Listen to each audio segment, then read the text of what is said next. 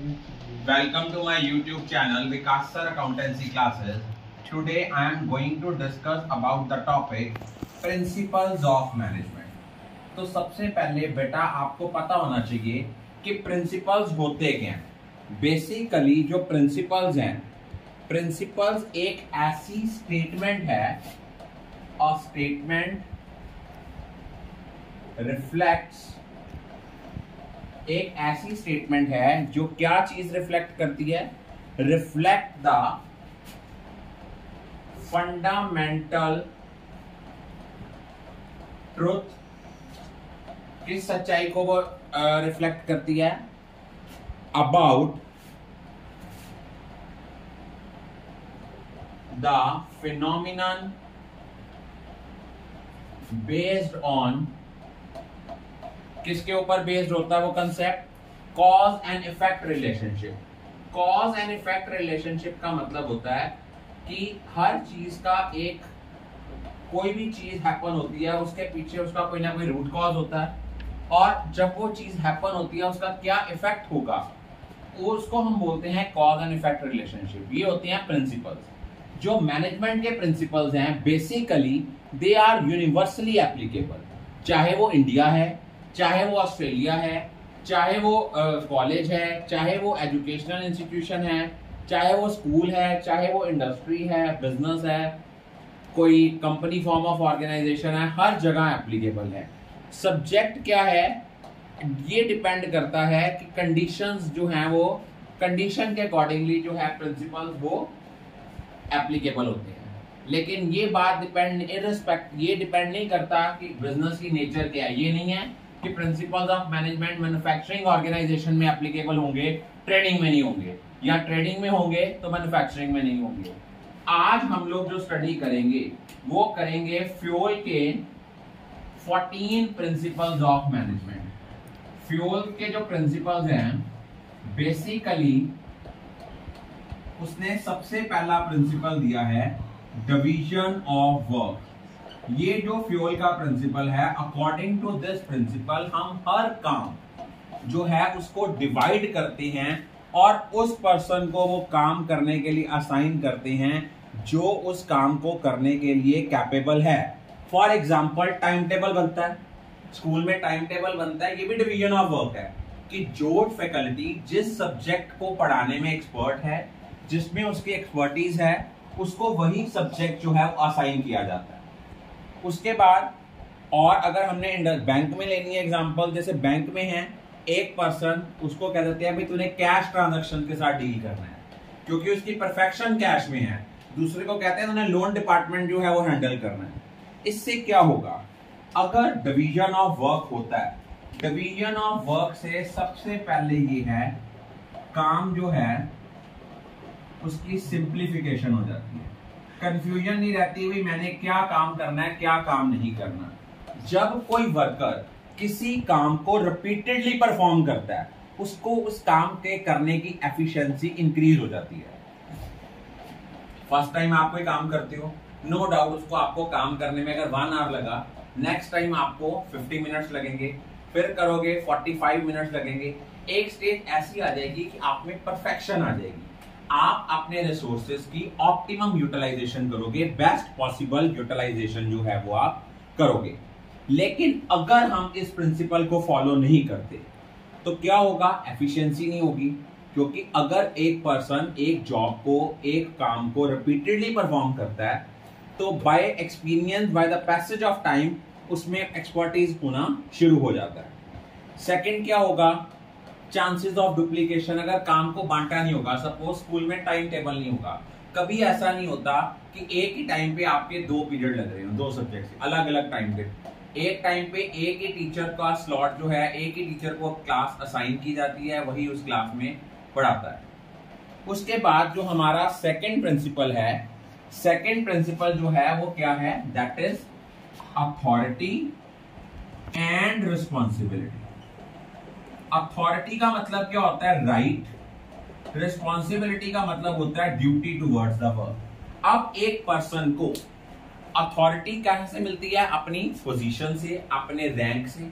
Responsibility जितना एक person higher rank पे होता है उसकी उतनी रिस्पॉन्सिबिलिटी ज्यादा होती है। जैसे एक ऑर्गेनाइजेशन में हमें लगता है कि एक ऑर्गेनाइजेशनल हेड ऑफिस में बैठता है, ऐसे नहीं होता, उसको बहुत से काम होते हैं, क्योंकि ऑर्गेनाइजेशन की पूरी वर्किंग के लिए ही और शी इज रिस्पॉन्सिबल।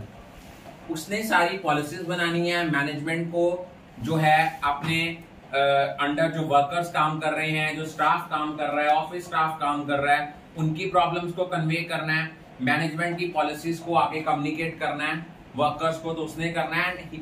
जो दैट पर्सन है जो ऑर्गेनाइजेशनल हेड है, ही और she is responsible for all the affairs of the organisation. लेकिन अगर आपकी अथॉरिटी ज्यादा है रिस्पॉन्सिबिलिटी से, अगर आपके पास राइट्स ज्यादा हैं, ड्यूटीज कम हैं, क्या होगा? रिसोर्स, आप अपनी अथॉरिटी का मिसयूज करोगे।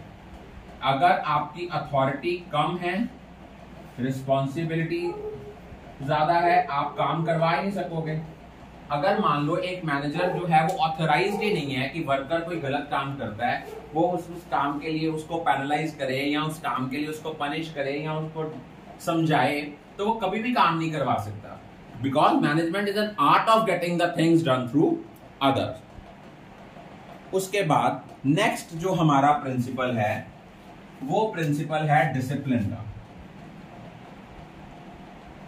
अब ये जो फ्यूल का प्रिंसिपल है डिसिप्लिन का, ये क्या बताता है? डिसिप्लिन का मतलब होता है कि प्रॉपर कोड ऑफ कंडक्ट को हम फॉलो करें, रूल्स एंड रेगुलेशंस को फॉलो करें। जो सुपीरियर्स हैं हर लेवल पे अच्छे सुपीरियर्स हों, उनको उनमें एग्री, जो सबॉर्डिनेट और सुपीरियर्स हैं उनके बीच में कॉर्डियल रिलेशंस हों, प्रॉपर एग्रीमेंट्स हों, हर एक को पता हो, उनकी टाइम टू टाइम वो अपनी जो कमिटमेंट्स हैं उनको मीट करें। फॉर एग्जाम्पल, मान लो एक कंपनी है, उन्होंने एक कमिटमेंट किया अपने कस्टमर्स को भी, हम आपको 15 अप्रैल तक गुड सप्लाई करेंगे। अगर एक कंपनी उस गुड्स को डिलीवर करने में फेल रहती है तो क्या होगा? ये कंसिडर किया जाएगा कि उन्होंने डिसिप्लिन को वायलेट किया। अब इस प्रिंसिपल के पॉजिटिव इफेक्ट क्या हैं? अगर हम डिसिप्लिन को फॉलो करेंगे, कोड ऑफ कंडक्ट को फॉलो करेंगे, तो ऑर्गेनाइजेशन की जो वर्किंग होगी वो सिस्टमेटिक होगी। सेकेंडली, आपकी एफिशिएंसी इंप्रूव होगी, क्योंकि वही बंदा अपनी कमिटमेंट को टाइमली मीट कर सकता है जिसने काम को एफिशिएंट वे से किया है, हैफाजर्ड मैनर में नहीं किया। और अगर हम इस प्रिंसिपल को वायलेट करते हैं तो क्या होगा? फर्म जो है वो फर्म में एक सेंस ऑफ डिसऑर्डर आ जाएगा और वर्कर्स के माइंड में कंफ्यूजन सी रहेगी, कब कौन सा काम करना है पता ही किसी को कोई नहीं है, रिसोर्सेज की वेस्टेज होगी, काम में डिले होगी। नेक्स्ट प्रिंसिपल जो हमारा सबसे इंपॉर्टेंट प्रिंसिपल है, that is unity of command. Unity of command mean one man under one boss. अगर एक बंदे के एक से ज्यादा बॉस होंगे तो उसके माइंड में कंफ्यूजन रहेगी कि मैं किसकी बात को सुनूं, किसकी बात को ना सुनूं। तो अगर एक पर्सन जो है he or she is accountable to only one superior, then he or she can do the work systematically. इस प्रिंसिपल के पॉजिटिव इंपैक्ट क्या होंगे? सबॉर्डिनेट को पता है भी मैंने अपने, ये मेरा अल्टीमेट बॉस है, मैंने इसको रिस्पॉन्सिबल हूं, इसको मैंने रिपोर्ट करना है, कोई चीज गलत है कोई सही है। उसके बाद सेकंड क्या है? कोई ईगो क्लैश नहीं, हमें पता है कि मेरा बॉस ये है, मैंने इसके साथ जो है अपनी कोऑर्डिनेशन बना के रखनी है। लेकिन अगर हम इस प्रिंसिपल को वायलेट करते हैं तो वर्कर के माइंड में कंफ्यूजन, एम्प्लॉय के माइंड में रहेगी, भाई मैं किसकी बात मानूं, किस सुपीरियर की बात मानूं, किसकी बात ना मानूं। कंफ्यूजन होगी, काम डिले होगा, ईगो क्लैश होगी। उसके बाद नेक्स्ट है यूनिटी ऑफ डायरेक्शन। दोनों में डिफरेंस है, हम लोग डिटेल में डिफरेंस भी पढ़ेंगे। पहले हम पढ़ रहे हैं यूनिटी ऑफ कमांड पढ़ा था, अब पढ़ना है unity of direction. Unity of direction mean one unit one plan. ये प्रिंसिपल कहता है, इसका क्या मतलब है कि जो सारे मेंबर्स हैं उन और एम्प्लॉइज हैं किसी ऑर्गेनाइजेशन के, उनके एफर्ट्स कहां किसकी तरफ डायरेक्टेड होने चाहिए? अपने ऑर्गेनाइजेशनल टारगेट्स को अचीव करने के लिए, जो उनके कॉमन गोल्स हैं। मान लो हम सारे किसी इंस्टीट्यूशन में काम कर रहे हैं, for example all the teachers are working in a school. हमारा सबका मेन मोटिव क्या है? हमारे स्कूल का रिजल्ट बेस्ट से बेस्ट है, जो हैं सिटी टॉपर्स आए, हमारे above 95% and above maximum students आए, 100% स्टूडेंट्स क्लियर करें। और अगर हम लोग अपने टारगेट्स की तरफ देखेंगे तो फिर कॉमन टारगेट कभी भी अचीव नहीं होगा। इंडिविजुअल टारगेट तो रखना ही रखना है, इंडिविजुअल टारगेट के साथ साथ हमने प्रायोरिटी किसको देनी है, जो हमारी ऑर्गेनाइजेशन का कॉमन टारगेट है। इससे क्या होगा, अगर हम इस प्रिंसिपल को फॉलो करते हैं तो कोऑर्डिनेशन आएगी।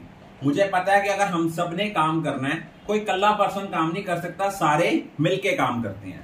That is why we also usually say that this principle lead to coordination. इसके पॉजिटिव इफेक्ट क्या होंगे, इसका पॉजिटिव इफेक्ट ये होगा कि ऑर्गेनाइजेशन के टारगेट जो हैं वो प्रॉपरली अचीव होंगे, सारे एम्प्लॉइज के जो एफर्ट्स हैं वो यूनिफाई होके एक डायरेक्शन में काम करेंगे towards the achievement of organisational goals. लेकिन अगर ये वाला प्रिंसिपल फॉलो नहीं होगा तो कोऑर्डिनेशन नहीं होगी, रिसोर्सेज की वेस्टेज होगी। उसके बाद हमारा 6th जो है वो है subordination of individual interest to general interest. ये प्रिंसिपल क्या कहता है, ये जो फ्यूल का प्रिंसिपल है, ये प्रिंसिपल कहता है कि जो ऑर्गेनाइजेशन का इंटरेस्ट है वो हमेशा सुपरसीड करता है इंटरेस्ट ऑफ इंडिविजुअल्स। कि हमने कोई भी डिसीजन लेना है, हमने देखना है इंस्टीट्यूशन ऑर्गेनाइजेशन की फेवर में होना चाहिए, ना कि एम्प्लॉय की फेवर में। अगर कोई डिसीजन ऑर्गेनाइजेशन की फेवर में है, एम्प्लॉय की फेवर में नहीं है, तो एम्प्लॉय को अपने आप को मोल्ड करना है towards the betterment of organisation. उसके बाद क्या होता है, अगर हमारे मान लो 2 तरह के गोल्स होते हैं, इंडिविजुअल गोल्स और ऑर्गेनाइजेशनल गोल्स। अगर हमारे गोल्स अचीव हो जाते हैं और काम करते हैं सेम डायरेक्शन में, तो ऑर्गेनाइजेशन ग्रोथ करेगी, ऑर्गेनाइजेशन ज्यादा सक्सेसफुल होगी। इस प्रिंसिपल के पॉजिटिव इफेक्ट क्या हैं, एक तो हमारे ऑर्गेनाइजेशनल टारगेट्स अचीव होंगे और इंडिविजुअल और कॉमन गोल्स में कोऑर्डिनेशन बनेगी। लेकिन अगर हम इस प्रिंसिपल को वायलेट करते हैं तो क्या होगा, ना तो ऑर्गेनाइजेशनल गोल अचीव होंगे और जो एम्प्लॉइज हैं वो लॉन्ग रन में सफर करेंगे। नेक्स्ट प्रिंसिपल जो हमारा 7th प्रिंसिपल है